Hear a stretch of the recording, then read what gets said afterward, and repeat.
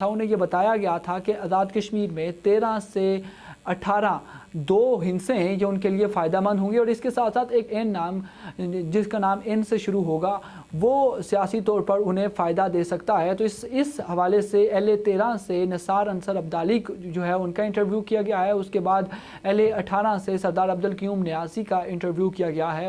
वैसे हम नियाज़ी सारी जगह फैल गए हैं। बैरिस्टर सुल्तान महमूद चौधरी ने उनकी ये ज़िद थी कि अगर उन्हें वज़ारत उस्मा नहीं दी जाती तो सरदार तनवीर इलियास को भी वज़ारत उस्मा के लिए नॉमिनेट ना किया जाए। बिस्मिल्लाहिर्रहमानिर्रहीम, अस्सलाम वालेकुम। मेरा नाम उबैद रब्बानी है और आप देख रहे हैं मेरा फेसबुक पेज और यूट्यूब चैनल। आज एक बड़ी खबर सामने आई है। काफ़ी अरसे से इस खबर की हमें इंतज़ार था, पूरे आज़ाद कश्मीर के अंदर इस खबर का इंतज़ार था और काफ़ी सनसनी फैली हुई थी कि आज़ाद कश्मीर का अगला प्राइम मिनिस्टर कौन होगा। बिलआखिर वही फ़ैसला कर दिया गया है जिसकी तवक्को नहीं थी। एक अनएक्सपेक्टेड फ़ैसला ज़रूर हुआ है आज़ाद कश्मीर की तारीख़ के अंदर। ये जो सियासी फ़ैसला है ये अपनी नौइयत का एक मुनफरिद सियासी फ़ैसला है।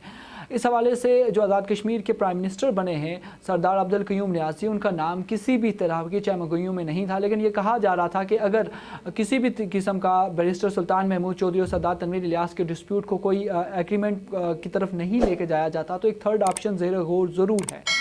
लेकिन जो मेरे ज़राए हैं वो मुझे बताते हैं कि आज़ाद कश्मीर के अंदर जो सियासी माहौल है उस हवाले से इमरान खान की जो ज़ाती जो फ़ैसला था वो कोई नंबर्स गेम के हवाले से फ़ैसला था। उन्हें ये बताया गया था कि आज़ाद कश्मीर में 13 से 18 दो हिस्से हैं जो उनके लिए फ़ायदा मंद होंगे और इसके साथ साथ एक एन नाम का जो इंग्लिश अल्फ़ाबेट है, एन नाम जिसका नाम एन से शुरू होगा वो सियासी तौर पर उन्हें फ़ायदा दे सकता है। तो इस हवाले से LA-13 से निसार अंसर अब्दाली जो है उनका इंटरव्यू किया गया है। उसके बाद LA-18 से सरदार अब्दुल क़य्यूम नियाज़ी का इंटरव्यू किया गया है और उन्हें बिलाखिर वज़ीर आज़म के लिए मुंतखब कर दिया गया है और आज आज़ाद कश्मीर के वो 33 वोट लेकर असम्बली के अंदर से वज़ीर आज़म मुंतखब हो चुके हैं।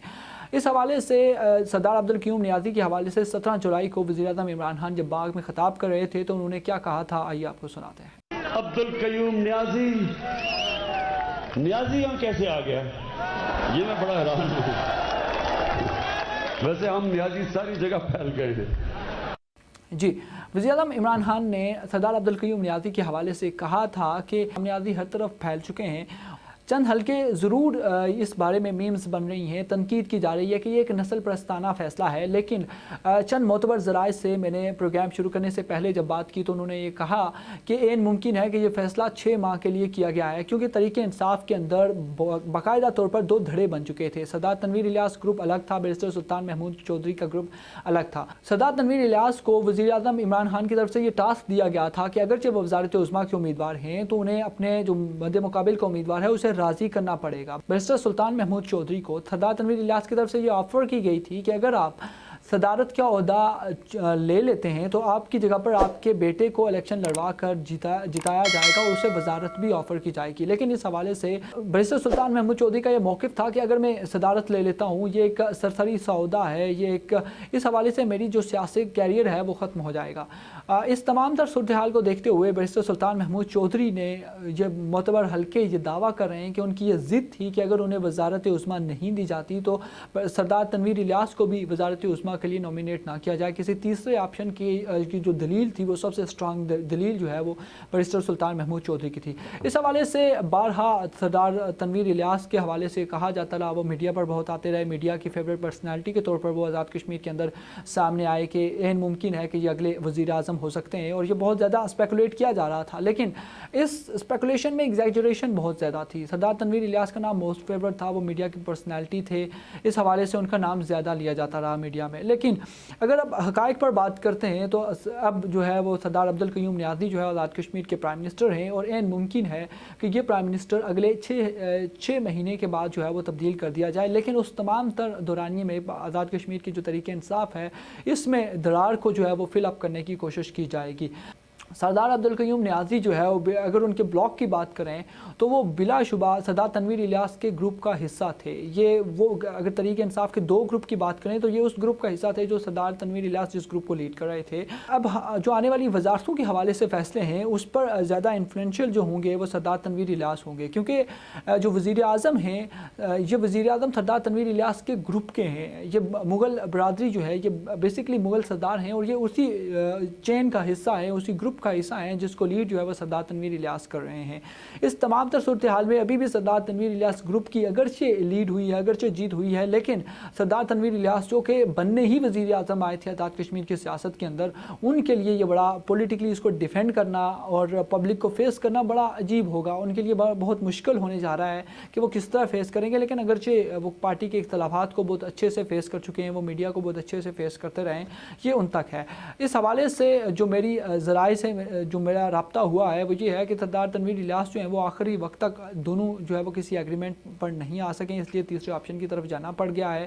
لیکن فی الحال جو فیصلہ ہونا تھا وہ ہو چکا ہے۔ اب یہ دیکھتے ہیں کہ کیا پارٹی اختلافات جو ہیں وہ ختم ہو جائیں گے، کیا پارٹی کے اندر جو دھڑاڑیں تھیں وہ ختم ہو جائیں گی، یہ پارٹی کے اندر بنے جو دو گروپ ہیں، دو دھڑے ہیں، وہ ختم ہو جائیں گے یا ایک مرتبہ پھر وہ نئی شدت اختیار کریں گے۔ اس سے پہلے مسلم کانفرنس آزاد کشمیر کی بہت بڑی ریاستی جماعت تھی، اس کے اندر جب دو دھڑے بنے تو ایک دھڑا ٹوٹ کر مسلم لیگ نون بن گیا، ایک مسلم کانفرنس میں رہا، اور اب دیکھتے ہیں کہ مسلم کانفرنس جو ہے وہ بالکل ختم ہوتی جا رہی ہے۔ آزاد کشمیر کے اندر اس کی سیاست میں اس کا جو رول تھا وہ ختم ہو گیا ہے۔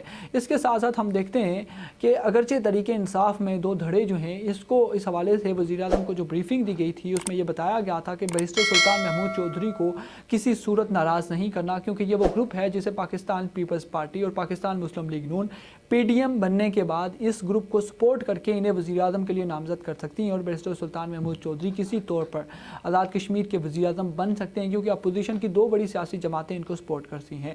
جبکہ مسلم کانفرنس جو ہے جس کے متعلق یہ کہا جاتا تھا کہ وہ شاید تحریک انصاف کو اس کے ساتھ اتحاد ہو جائے، لیکن تحریک انصاف اتنی سیٹیں لے چکی ہے کہ وہ اب اتحاد نہیں کریں گے۔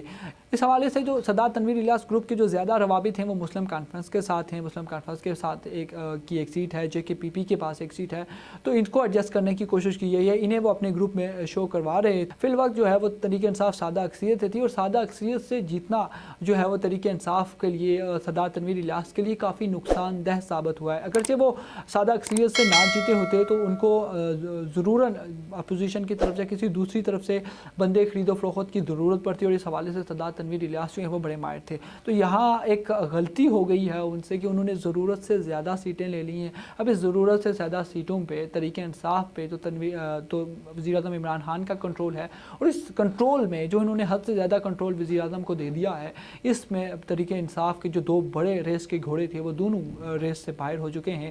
اب یہ دیکھنا ہے کہ اگلے 6 ماہ بعد جو وزیر اعظم آئے گا، یا کیا یہی وزیر اعظم رہے گا، یا جو آنے والا وزیر اعظم ہے وہ کہاں کھڑا ہوگا۔ آج کے ولاگ کا وقت جو ہے وہ ختم ہوا، اگلے ولاگ کے لیے دیجیے اجازت، اللہ حافظ۔